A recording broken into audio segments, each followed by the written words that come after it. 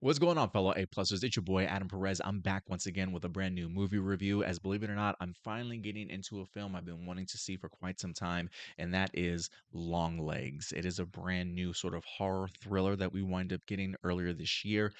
remember seeing trailers for it, but I never got the opportunity to check out the film itself in theaters. I certainly missed out on it, but after election night, I needed a good movie to watch, something to take my mind off of things, and my girlfriend's sister suggested Longlegs. Me and the rest of the family got the opportunity to sit down and watch this. I think she might have rented it for us. I don't believe it's free on streaming as of yet, but you might want to go ahead and double check that. But regardless, we watched it last night, and man, it was everything that I truly was hoping that it certainly would be. There is something about just modern day horror, I feel like, within the past 5 to 10 years that have kind of really taken off. I really have loved the chances that horror has really taken.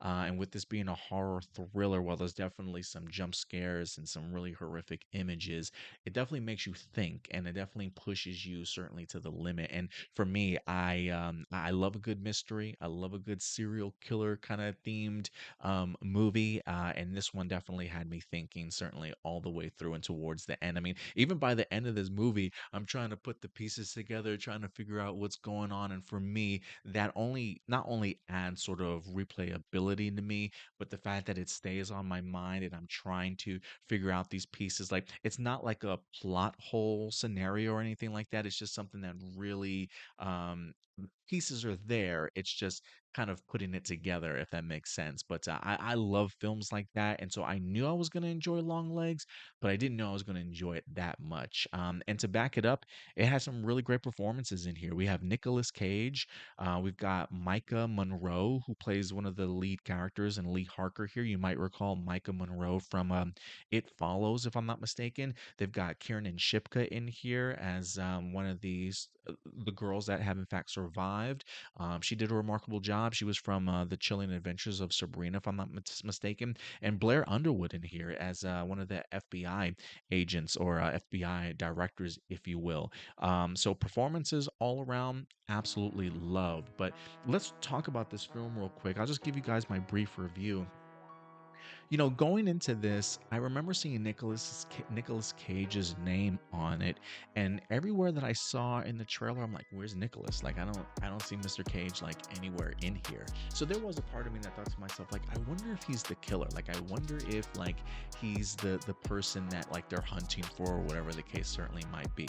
It definitely proves true, but trust me when I say there's so much more to the Nicholas Cage character in here that for me I think this continues to solidify why I think Nicolas Cage is one of our better actors, sort of like of the past couple of generations. To be quite frank with you, I mean, going as far back as the '90s, and trust me, I know Nicolas Cage fell off in regards to the quality of films that he certainly put out, but when he's in really good quality films, I think Nicolas Cage just absolutely shines. And while I definitely didn't watch a lot of Nicolas Cage during that time period of him really just doing any movie that just kind of fell his way, there's a part of me that probably thinks Nicolas Cage probably gave great performances in those movies, despite those movies being god awful. So to see him in this sort of role, and you'll see what I mean if you check out the film for yourself, blew me away, man. Gave me chills, just creepy as can be. I just thought he nailed this role perfectly to just add to the horror elements that this movie really sort of tackles. I didn't know that this film was going to be as heavily into sort of like satanic worship and things like that. Because I feel like it's a rarity that I get to see a lot of those horror films um, executed that way, or with those sort of themes behind it that really worked for me. And so I thought Nicolas Cage did a marvelous job in here, along with the main actress and Micah Monroe. When I think about It Follows, it was one of those films that when I first saw it, that film got huge critical acclaim for just being out there and doing, bigger and bolder things than other horror films were. And it first go around for me, I didn't really care for the movie so much. I remember seeing it a second time and it grew on me a little bit. But Micah Monroe, I thought, as an actress, even in It Follows, did an incredible job. And she marvelous in this one also. Her choices, her acting choices, the way that she looks into the distance at times, the way, like, you can tell that there's something there when you watch this character. You're not quite sure what it is, but it's really like her mannerisms, the way that she speaks and stuff. You can really just see like how good of an actress I think that Micah Monroe truly is, and I think they really highlighted it here in this particular movie. From a directing and story sort of storytelling point of view, this was written and directed by Osgood Perkins. I'm not sure what Osgood Perkins' other work was. It wouldn't surprise me if it was It Follows, but I'm not sure of his discography or anything like that, or his other, or filmography, I should say. But really impressed with this movie, man. Especially choices of directing and how he cinematography, even though he's probably not really the one in there, but like the different techniques that they use. Some of this stuff is set back in like the 1970s, if you will, when they go into their flashback modes, and the choice for him to sort of cut away from the widescreen and kind of go by the 4:5 sort of box format when we're going into the the flashback mode. I thought was a really great flashback sequences. I thought was a really great and smart choice. And there are really great moments too when he is in widescreen, when he has the wide lens available. So there's a little bit of a curvature towards the end of the shots, if you will. But it not only adds depth and length to it, but this ominousness of like something maybe coming around the corner, right? Like, or getting that extra shot of like a long hallway or another room in the background that I think as horror viewers we're almost trained to visually be looking at, or waiting for something to go by, or waiting for something to pop out, right?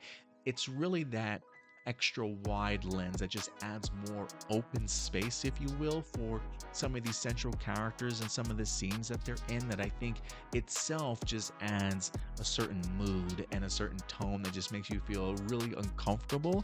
And I think just being able to do that sort of throughout this film really helped carry that horror and thriller element tremendously. Creepy, eerie music, incredible makeup and sort of character design once you get the opportunity to see what Nicolas Cage's character and whatnot, but just a really well thought out story. I mean, as we're going through this, I find myself trying to put the pieces together. Kiernan Shipka in here too was an incredible performance as well.